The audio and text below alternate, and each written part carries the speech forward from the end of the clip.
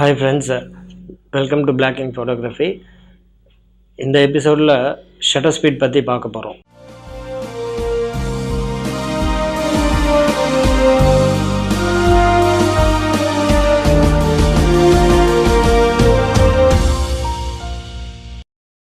நிறைய பிகினர்ஸ் பார்த்தீங்கன்னா DSLR வாங்கிட்டு ஆட்டோ மோடில் எடுத்துகிட்டு இருப்பாங்க. ஸோ அவங்களுக்கு ஆட்டோ மோடில் எடுத்துகிட்டு ஏன்னா நம்ம பிக்சர் மற்றவங்க எடுக்கிற பிக்சரோட கொஞ்சம் டிஃப்ரெண்ட்டாக இருக்குன்ற மாதிரியே ஃபீல் இருக்கும். ஸோ இப்போது என்னென்னா ஆட்டோ மோடுன்றது we are giving everything, that is control எல்லாமே கேமரா கையில் போயிடுது. ஸோ அதுலேருந்து நம்ம வெளியில் மேனுவலில் எடுக்க ட்ரை பண்ணலாம். ஸோ மேனுவலில் எடுக்க ட்ரை பண்ணும்போது ஒரு இமேஜுக்கு லைட்டிங் நம்ம எப்படி அட்ஜஸ்ட் பண்ணி ஒரு கரெக்ட் எக்ஸ்போஷர் கொண்டு வரணும் அப்படின்னு சொல்லும்போது இங்கே மெயினாக பார்த்தீங்கன்னா எக்ஸ்போஷர் ட்ரையாங்கிள்னு சொல்லி வருது.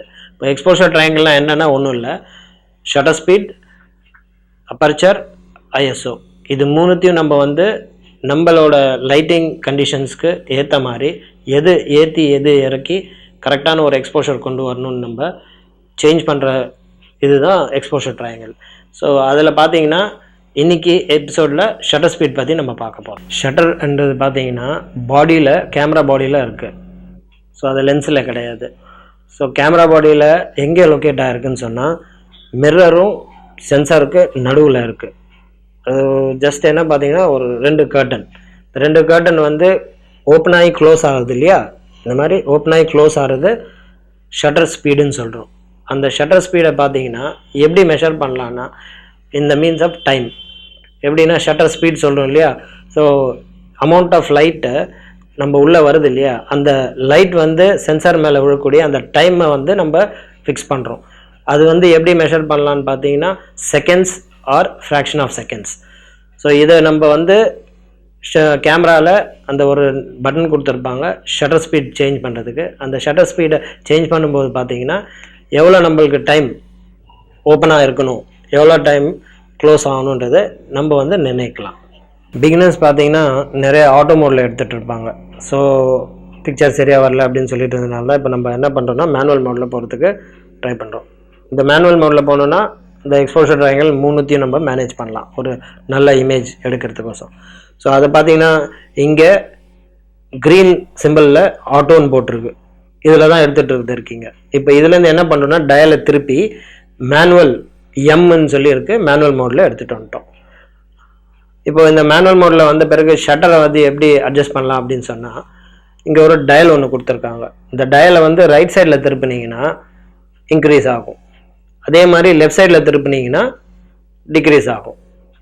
இது பார்த்தீங்கன்னா எப்படி இருக்கும், 1/, that is measured by fraction of second, 1/30 இல்லைனா 1/50, 1/500, 1/800 அது மாதிரி போகும்.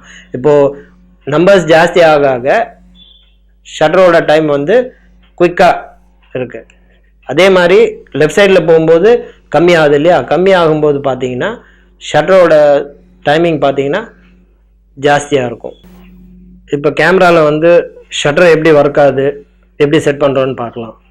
இப்போ பார்த்தீங்கன்னா இதில் நான் 1/6 செட் பண்ண போகிறேன். 1/6ல் என்ன டைம் எடுத்துக்குதுன்னு பார்க்கலாம். 1/6ல் நான் இப்போ கிளிக் பண்ணுறேன் பாருங்கள். ஸோ இந்த கிளிக்கில் பார்த்தீங்கன்னா ஒரு கேப் இருக்குது.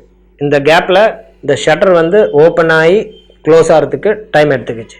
ஸோ இந்த இடத்துல டைம் எடுத்துக்கிட்டனால என்ன ஆச்சுன்னா கொஞ்சம் டைம் ஜாஸ்தி ஆகிறதுனால அமௌண்ட் ஆஃப் லைட் கொஞ்சம் அதிகமாக சென்சார் மேலே வந்துருக்கு. இப்போ நான் என்ன பண்ணுறேன், இன்னும் கொஞ்சம் மேலே இன்க்ரீஸ் பண்ணுறேன். மேலே இன்க்ரீஸ் பண்ணுறதுன்னு போது ஒரு 1/125 வச்சுருக்கேன். 1/125 நான் கிளிக் பண்ணுறேன் பாருங்கள், கிளிக் அப்படின்னு வந்தது. ஸோ 1/6ஓட கொஞ்சம் குயிக்காக இருக்குது. ஸோ 1/6ஓட குயிக்காக இருக்குன்னா அந்த டைம் எடுத்துக்கிட்டு ஓப்பன் ஆகி க்ளோஸ் ஆகிறது கொஞ்சம் குயிக்காக இருக்குது. ஸோ அமௌண்ட் ஆஃப் லைட் அதை கம்பேர் பண்ணும்போது கொஞ்சம் கம்மியாக உள்ள வந்திருக்கு. இன்னும் கொஞ்சம் இன்க்ரீஸ் பண்ணி பார்க்கலாம். ஸோ இப்போ நான் என்ன பண்ணுறேன், 1/125லேருந்து ஒரு 2000 வச்சுருக்கேன். 2000ல் பார்த்தீங்கன்னா ரொம்ப ஃபாஸ்ட்டாக இருக்குது. ஸோ ரொம்ப ஃபாஸ்ட்டாக இருக்கும்போது அந்த ரெண்டுத்தையும் கம்பேர் பண்ணும்போது பார்த்தீங்கன்னா இன்னும் அமௌண்ட் ஆஃப் லைட் கொஞ்சம் கம்மியாக வந்திருக்கு. ரீசன் என்னென்னா அந்த டைம் ஆஃப் ஓப்பனிங் க்ளோஸ் குயிக்காக இருக்கிறதுனால அமௌண்ட் ஆஃப் லைட் கம்மியாக உள்ள வந்திருக்கு. ஓகேவா?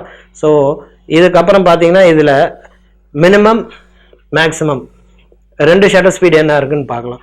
மினிமம் பார்த்தீங்கன்னா 30 செகண்ட்ஸ், அதுக்கு கீழே போனீங்கன்னா பல்ப் மோடுன்னு ஒன்று இருக்குது.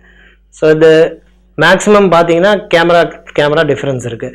ஸோ சில கேமராவில் மேக்ஸிமம் 4000 1/4000 வரும். அதே மாதிரி சிலதில் 1/8000 ஹை ஸ்பீடை ஒரு எக்ஸாம்பிளாக பார்ப்போம். ஒரு டெடி பேரை வச்சு ஒரு 3 ஷாட் எடுத்து ட்ரை பண்ணி பார்க்க போகிறோம்.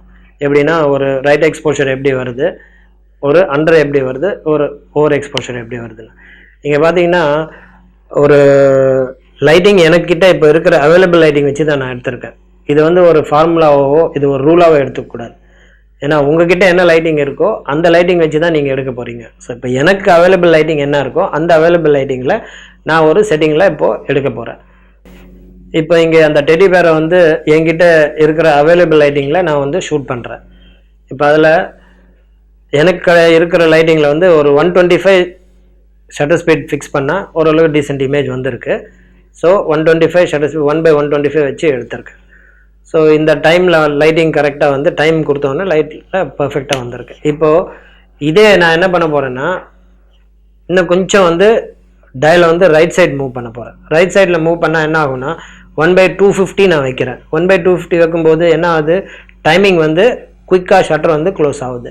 ஸோ அப்போ என்ன அர்த்தம், டைமிங் குயிக்காக இருக்கும்போது லைட் கொஞ்சம் கம்மியாக முந்தைய எடுத்ததோட கொஞ்சம் கம்மியாக லைட் உள்ளே வருது. ஸோ ட்ரை பண்ணி பார்க்கலாம். ஸோ இப்போ இந்த இமேஜ் வந்திருக்கு. இப்போ இந்த இமேஜ் பார்த்தீங்கன்னா அந்த இமேஜ் கம்பேர் பண்ணும்போது கொஞ்சம் அண்டர், தட் இஸ் லைட்டிங் கம்மியாக இருக்குது. இதோட காரணம் என்னன்னா நம்ம ஷட்டர் ஸ்பீடு இன்க்ரீஸ் பண்ணதுனால லைட் உள்ளே வர டைமிங் குயிக்காக இருந்ததுனால லைட் கம்மியாக வந்ததுனால கொஞ்சம் லைட்டிங் கம்மியாக இருக்குது. ஸோ இப்போ ஒரு இமேஜ் எடுத்து பார்க்கலாம். ஸோ இங்கே பார்த்தீங்கன்னா இதே டெடி பேரை நான் என்ன பண்ணியிருக்கேன், லைட்டிங் கொஞ்சம் ஓப்பன் பண்ணி எடுத்திருக்கேன். ஓப்பன் பண்ணி இந்த சென்ஸ் லெஃப்ட்டில் டயலை நான் மூவ் பண்ணியிருக்கேன். லெஃப்ட்டில் டயல் பண்ணும்போது முதல்ல 125 250 எடுத்தோம். இப்போ லெஃப்ட்டில் டயல் மூவ் பண்ணதில் 100. இப்போ 100ல் எடுக்கும்போது பார்த்தீங்கன்னா டைமிங் கொஞ்சம் இன்க்ரீஸ் ஆச்சு. இப்போ டைமிங் இன்க்ரீஸ் ஆகும்போது லைட் உள்ளே வர்றது மற்ற 2 இமேஜோட கம்பேர் பண்ணும்போது கொஞ்சம் ஜாஸ்தி டைமிங் எடுத்திருக்கு. லைட்டும் கொஞ்சம் அதிகமாக உள்ளே வந்ததுனால இது கொஞ்சம் ஓவர் எக்ஸ்போஷர், லைட்டிங் கொஞ்சம் அதிகமாக இருக்குது. ஷட்டர் ஸ்பீடை வச்சு டிஃப்ரெண்ட் கைண்ட் ஆஃப் மொமெண்ட்ஸை இப்போ எப்படி கேப்சர் பண்ணலாம் வித்தவுட் ஷேக்ன்றது பார்க்க போகிறோம். Shutter speed plays important role. இப்போ ஒரு 3-4 மொமெண்ட்ஸை ஃபார் எக்ஸாம்பிள் உங்களுக்கு சொல்கிறேன், என்ன ஷட்டர் ஸ்பீட் அதில் ஃபிக்ஸ் பண்ணலாம் அப்படின்னு பார்த்து. இது எல்லாமே ட்ரையல் அண்ட் எரர் தான்.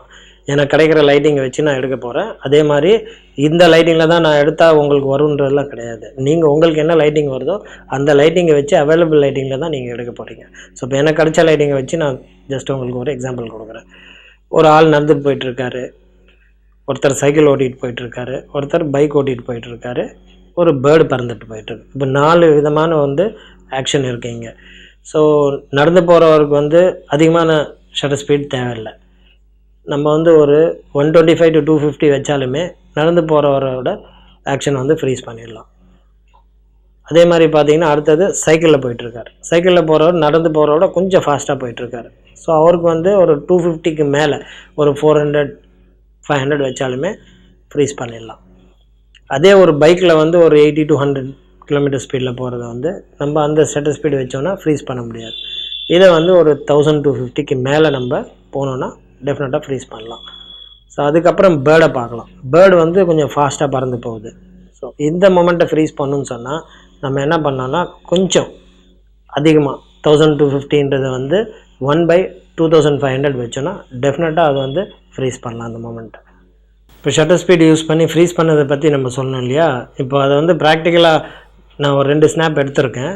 ஸோ ஒரு ஸ்னாப் பார்த்தீங்கன்னா ஹை ஸ்பீடில் எடுத்திருக்கேன், தட் இஸ் ஃப்ரீஸ் பண்ணியிருக்கேன். ஒரு இக்ரெட் பறக்கிறது ஃப்ரீஸ் பண்ணி எடுத்திருக்கேன். என்ன ஷட்டர் ஸ்பீட் யூஸ் பண்ணியிருக்கேன்னா இங்கே 1/2500.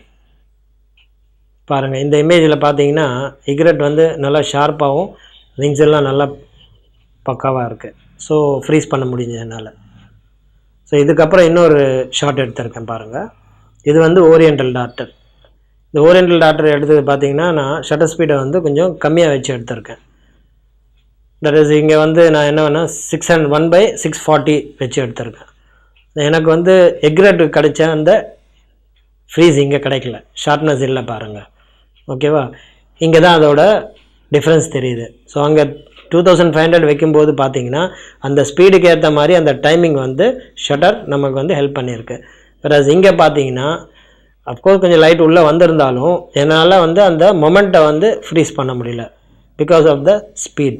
ஸோ ஷட்டர் ஸ்பீடு இங்கே இது ஸ்பீடுன்னு சொல்கிறோம் இல்லையா, அந்த ஷட்டர் ஸ்பீட் வந்து இந்த ஃப்ரீஸ் பண்ணுற இடத்துல வந்து அந்த shutter speed plays important role. இப்போ லாங் எக்ஸ்போஷர் பற்றி கொஞ்சம் பார்க்கலாம். லாங் எக்ஸ்போஷர்ன்றது வந்து டைம் ஷட்டர் வந்து ஓப்பன் ஆகி இருக்கிறது. இப்போ ஃப்ரீஸ் பண்ணுறதுக்கு வந்து நம்ம ஃபாஸ்ட் ஷட்டர் ஸ்பீடு வச்சோம் இல்லையா, இங்கே வந்து ஸ்லோ ஷட்டர் ஸ்பீடு வைக்க போகிறோம். எவ்வளோ நேரம் வந்து ஓப்பனில் இருக்கோ அவ்வளோ நேரம் வந்து அங்கே என்னென்ன மூமெண்ட் நடக்குதோ அதெல்லாம் வந்து கேப்சர் ஆக போகுது. ஸோ அதனால் வந்து நம்ம ஷட்டரை வந்து நிறைய நேரம் ஓப்பனில் வைக்கிறோம். ஸோ அப்போது ஃபார் எக்ஸாம்பிள் பார்த்தீங்கன்னா காரு பைக்ஸ் எல்லாம் போகிறது ஒரு ஸ்ட்ரீட் ஃபோட்டோகிராஃபி எடுக்கிறோன்னு வச்சுங்க.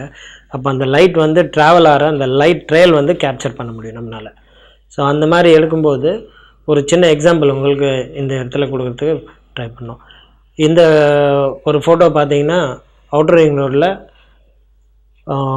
எல்லாம் காரு இல்லை டூ வீலரு மேலே பார்த்தீங்கன்னா லேம்ப் போஸ்ட்டில் இருக்கிற லைட்ஸ் அதெல்லாம் வந்து ஒரு வித்தியாசமாக, தட் இஸ் இல்லை எப்படின்னா பைக் போகும்போது பார்த்தீங்கன்னா பின்னாடி ஒரு டெயில் மாதிரி அந்த லைட் ட்ரெயில் இருக்கு இல்லையா, அதை கேப்சர் பண்ண ட்ரை பண்ணியிருக்கோம். ஸோ இங்கே யூஸ் பண்ணியிருக்கிற ஷட்டர் ஸ்பீடு பார்த்தீங்கன்னா 30 செகண்ட்ஸ். ஸோ 30 செகண்ட் வரைக்கும் பார்த்தீங்கன்னா ஷட்டர் வந்து ஓப்பனில் இருக்குது. ஸோ இந்த 30 செகண்டில் என்னெல்லாம் விஷயம் நடந்திருக்கோ அதெல்லாமே வந்து இங்கே கேப்சர் ஆகிருக்கனால பார்த்தீங்கன்னா ரெட் கலரில் லைட்லாம் இருக்குது பார்த்தீங்கன்னா அதெல்லாம் வந்து back of bikes, back of car. அதே மாதிரி ஒயிட் லைட் ஒன்று ட்ராவல் ஆகிறது பார்க்கலாம் நீங்கள், அதெல்லாம் பார்த்தீங்கன்னா ஹெட்லைட். அதே மாதிரி ஒரு டூ லைட் மாதிரி ஒரு லைட் வந்து லேம்ப் போஸ்ட்லலாம் இருக்குது, அதெல்லாம் பார்த்தீங்கன்னா லேம்ப் போஸ்ட்டோட லைட் வந்து நல்ல ஒரு ஆர்டிஸ்டிக்காக. இந்த மாதிரி ஒரு கேப்சர் நம்ம எடுக்கணும்னு சொன்னால் ஒரு லாங் எக்ஸ்போஷர் வச்சு எடுத்தால் தான் முடியும். குயிக்கான ஒரு டைமிங் வச்சு ஒரு 1/250 இல்லை 1/125 வச்சா இந்த மாதிரி ஒரு எஃபெக்ட் நம்மளால் எடுக்க முடியாது. ஸோ இந்த ஷட்டர் ஸ்பீட் வைக்கணுன்றது ஒரு ஜஸ்ட்டு இது வந்து ரூலாக எடுத்துக்கக்கூடாது, ஷேக் இல்லாமல் எடுக்கிறதுக்கு நம்ம இது ஒரு இம்பார்ட்டண்ட் பாயிண்ட்டு. எப்படின்னா 18-155 mm யூஸ் பண்ணும்போது மினிமம் என்ன இருக்குது 18, மேக்ஸிமம் 55. ஸோ 55க்கு மேலே தான் ஷட்டர் ஸ்பீடு வந்து நம்ம ஃபிக்ஸ் பண்ணணும். ஸோ 1/55 அதாவது என்ன, அதுக்கு மேலே என்ன இருக்கோ அந்த ஷட்டர் ஸ்பீடை வச்சு எடுத்துக்கலாம். இதே கம்மியாக எடுக்கிறோம் அப்படின்னா டெஃபினட்டாக வந்து ஷேக் வரும். ஸோ அந்த இடத்துல வந்து ட்ரைபாட் டெஃபினட்டாக யூஸ் பண்ணி ஆகணும். ஸோ அதுக்கப்புறம் வந்து நம்ம 55-250 யூஸ் பண்ணுறோம். அந்த 55-250 போது மேக்ஸிமம் பார்த்தீங்கன்னா 250. ஸோ 250 போது 250க்கு மேலே தான் நம்ம வந்து ஷட்டர் ஸ்பீடை வைக்கணும். அப்படி இல்லை நம்ம வந்து அதை விட கம்மியாக வைக்கிறோம்னு சொன்னால் டெஃபினட்டாக என்ன பண்ணணும்னா ட்ரைபாட் யூஸ் பண்ணி ஆகணும். ஸோ அதே மாதிரி இப்போ என்கிட்ட இருக்குது பார்த்தீங்கன்னா 18-140. ஸோ 18-140 போது நான் என்ன பண்ணுறேன் 140க்கு மேலே தான் ஷட்டர் ஸ்பீடை வந்து நான் ஃபிக்ஸ் பண்ணுறேன். அதே மாதிரி பேர்டிங் எடுக்கிறேன். பேர்டிங்கில் பார்த்தீங்கன்னா 150-600. ஸோ 150-600 போது 600க்கு மேலே ஒரு ஷட்டர் ஸ்பீட் வச்சு நம்ம எடுத்தால் தான் ஹேண்டலில் வரும். அப்படி இல்லைன்னா டெஃபினட்டாக வந்து ட்ரைபாட் யூஸ் பண்ணால் தான் நம்மளோட இமேஜ் ஷார்ப்பாக இருக்கும், ஃப்ரீஸ் பண்ண முடியும். ஸோ இது எல்லாமே நான் சொல்கிறது எப்படின்னு சொன்னால் லாங் எக்ஸ்போஷர் எடுக்கிறதுக்கு, ஃப்ரீஸ் பண்ணுறதுக்கு. இன்கேஸ் நீங்கள் லாங் எக்ஸ்போஷர் எடுக்கிற மாதிரி இருந்தால் டெஃபினட்டாக நீங்கள் ட்ரைபாட் யூஸ் பண்ண போகிறீங்க. ஃபார் எக்ஸாம்பிள் இப்போ நான் வந்து அவுட்டர் ரிங் ரோடில் எடுத்த ஃபோட்டோ ஒரு எக்ஸாம்பிள் காமிச்சேன் இல்லையா, அது வந்து 30 செகண்ட்ஸ் நான் யூஸ் பண்ணது பார்த்தீங்கன்னா ட்ரைபாட் மேலே வச்சு தான் எடுத்திருக்கேன். ஸோ அப்போ என்ன அர்த்தம், நம்ம யூஸ் பண்ணக்கூடிய லென்ஸுக்கு கம்மியாக நம்ம ஷட்டர் ஸ்பீட் யூஸ் பண்ணுறோன்னு சொன்னால் டெஃபினட்டாக நம்ம வந்து மினிமம் என்ன இருக்கோ அந்த ஸ்பீடு கீழே போகிறோம் அப்படின்னு சொன்னால் டெஃபினட்டாக நம்ம என்ன பண்ணணும்னா ஒரு ட்ரைபாட் யூஸ் பண்ணிக்கலாம். ஓகே ஃப்ரெண்ட்ஸ், தேங்க்ஸ் ஃபார் வாட்சிங், கீப் சப்போர்ட்டிங் அஸ்.